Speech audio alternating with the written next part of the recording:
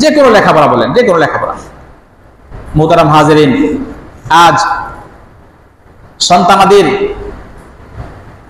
শুরু থেকে তার এই শিক্ষার ব্যাপারে আমরা আদব, আখলাক, সুন্নত শিক্ষার ব্যাপারে কোনো সতর্ক থাকি না।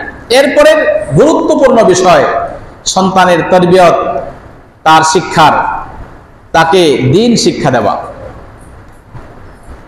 মুসলমানি শিক্ষা দেওয়া, ঈমানি শিক্ষা দেওয়া। এর জন্য তাকে হাফেজ বানানো, আলেম বানানো জরুরি নয়।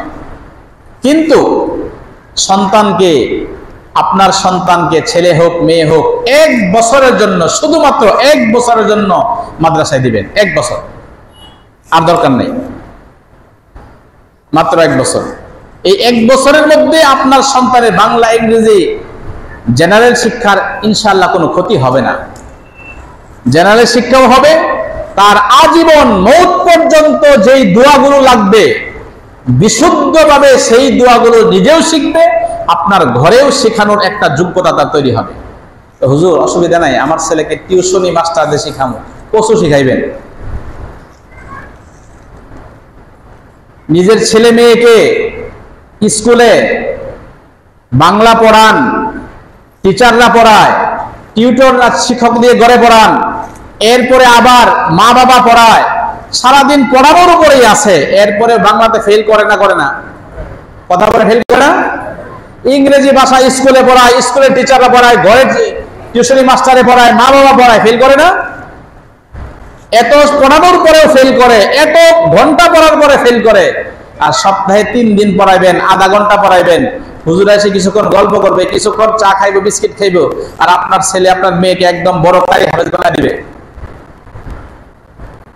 এত সহজ? 1 বছর দিবেন, মাত্র 1 বছর।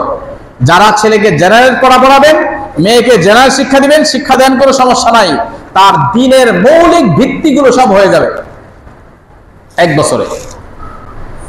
বিশুদ্ধ কোরআন তেলাওয়াত তার হয়ে যাবে, জরুরি সূরাগুলো তার বিশুদ্ধ মুখস্থ হয়ে যাবে, আত্তাহিয়াত, দুরূদ শরীফ, দোয়া মাসুরাগুলো সব মুখস্থ হয়ে যাবে, নামাজের সব দোয়াগুলো তার মুখস্থ হয়ে যাবে, 24 ঘন্টায় আমলের আগে পরে যে দোয়াগুলো সবগুলো তার মুখস্থ হয়ে যাবে।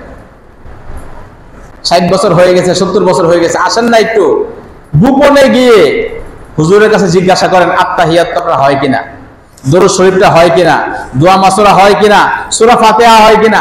সূরা ফাতিহা ছাড়া কোনো নামাজ হবে আপনার? কোন নামাজ পড়ে সূরা ফাতিহা ছাড়া? সূরা ফাতিহার কি অবস্থা একটু গোপনে গিয়ে হুজুরকে জিজ্ঞাসা করেন। মুহতারাম হাজিরিন, সন্তানের বড় হক, যদি এই হকগুলো আদায় না করি এর কঠিন শাস্তি আছে।